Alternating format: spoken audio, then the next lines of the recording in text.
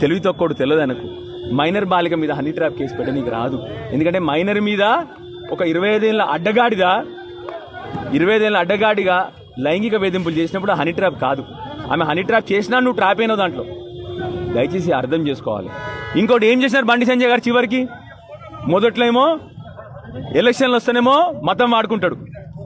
ఇవాళ కొడుకులు లుచ్చా పనులు చేస్తే నేను బీసీ బిడ్డను, నా మీద అరాచకం జరుగుతుందంటాడు. చిన్నపిల్లల్ని రాజకీయాలకు తీసుకురావద్దంటాడు.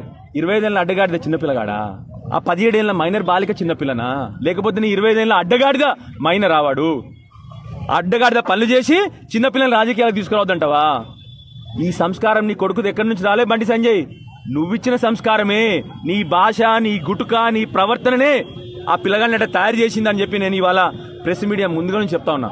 ఆ పిల్లగాడు అట్లా తయారైందంటే ఒకటా రెండా ఎన్ని నేరాలు చేసిన పిల్లగాడు మీ అందరికి తెలియదా? కొట్టుడు, ర్యాగింగు, బుల్లింగు, కాలేజీలలో అమ్మాయిలు వెనుక పడడము, వందల నేర చరిత్ర ఉన్న పిల్లగాడైనా ఎక్కడి నుంచి వచ్చింది ఆ సంస్కారం ఆయనకు? నువ్వు నేర్పించిన సంస్కారమే కదా బండి సంజయ్.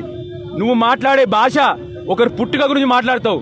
ఇవాళ ఏ పుట్టుక గురించి మాట్లాడతావు బండి సంజయ్? మరి చెప్పు, ఇవాళ ప్రజలకు చెప్పు. ఇవాళ చిన్నపిల్లల్ని రాజకీయాలు తీసుకురావద్దని ఒక సెంటిమెంటు, ఆఖరికి మళ్ళొక సెంటిమెంట్. నిన్న ఎవరు నమ్మకండి నేను ఏబీవీపీ అని ఏడడం. ఏం దొంగ పనులు ఇవన్నీ? చేసే దొంగ పనులు. నీ ఏబీవీపీ చెప్పిందా ఈ పనులు చేసామని చెప్పి? నీ ఆర్ఎస్ఎస్ చెప్పిందా ఈ పనులు చేయమని చెప్పి? నేను దయచేసి నా ఏబీవీ మిత్రుల్ని, ఆర్ఎస్ఎస్ మిత్రుల్ని కూడా కోరుతా ఉన్నాను నేను. మీరు సమర్థిస్తా ఉన్నారు ఆయన ఇవాళ. నిలదీయండి. మీ అందరి ఇళ్లలో కూడా ఆడపిల్లలు ఉన్నారు కదా.